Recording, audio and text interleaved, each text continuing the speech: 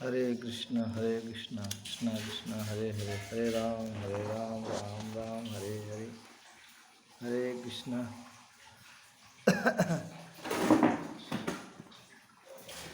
तो मूल दुख का कारण क्या है, ये सबसे बड़ी बात है।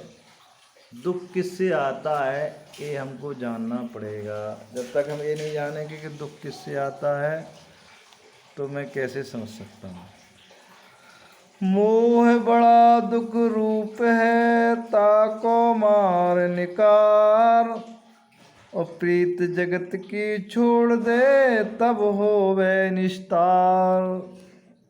सबसे बड़ा क्या है ये आप जानेंगे। मन के जीवन में दुख का रूप तथा दुख का मूल, दुख पैदा करने वाला क्या है, मोह है।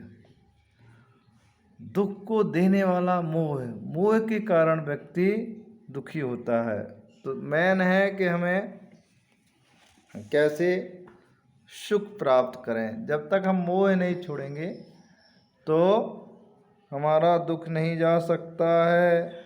मोह ही आसक्ति का मूल कारण होता है, और जो मोह के कारण आसक्ति हो जाती है, आसक्ति से ही उसको दुख मिलता है। जो वस्तु जैसी है नहीं है उसमें वैसा देखना ही मोह है। मोह से बुद्धि विपरीत हो जाती है, और विपरीत बुद्धि क्या होता है, विपरीत दर्शन कराती है। जब विपरीत बुद्धि होती है तो विपरीत, जो हम नहीं चाहते हैं वैसा दिखाई पड़ेगा। तो मोह के कारण उल्टा उल्टा दिखाई देने लगता है। मोह को तम कहा गया है। भगवान श्री कृष्ण कहते हैं, क्या कह रहे हैं मोह के संबंध में, कि अधर्म धर्म नीतिया मन्नते तमसा व्रतः, सर्वा विपरीतास्त बुद्धि सपार्थ तामसी। भगवान कहते हैं, हे अर्जुन, यह तामसी बुद्धि जो अधर्म को धर्म मान लेती है, धर्म को अधर्म कहलाती है, सारे कार्यों को सारी चीज़ों को उल्टा दिखाती है। जो मोह के कारण सब उल्टा दिखने लगता है। जो व्यक्ति जैसा नहीं कर रहा है उसको भी मोह के कारण वैसा ही दिखने लगेगा। वह तमोगुण से ढकी हुई बुद्धि, इसी का नाम मोह होता है। पूरी तरह से तमोगुण से उसकी बुद्धि ढक जाती है और काम नहीं करती है, तो जस्ट उसके विपरीत उसको वो सारा दिखाई देने लगता है।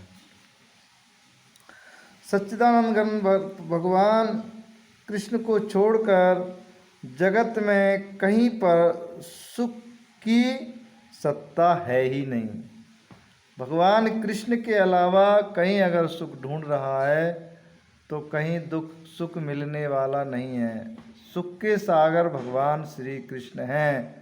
तो भगवान श्री कृष्ण की शरण में जो रहता है, मैं देखता हूँ इतने अच्छे अच्छे भक्त भक्तानियाँ हैं, मैं किसी का नाम नहीं लूँगा, लेकिन उसमें फिल्मी गानों पे डांस करते हैं, कभी अपने चूड़ियों को नचाते हैं, कभी कहीं डांस कर रहे हैं, कभी नौटंकी, कहीं ना कहीं भक्ति के नाम पे बहुत ज़्यादा ड्रामा करते हैं लोग, नौटंकी कर रहे हैं तिलक कंठी लगा के। तो ये बड़ा दुर्भाग्य है।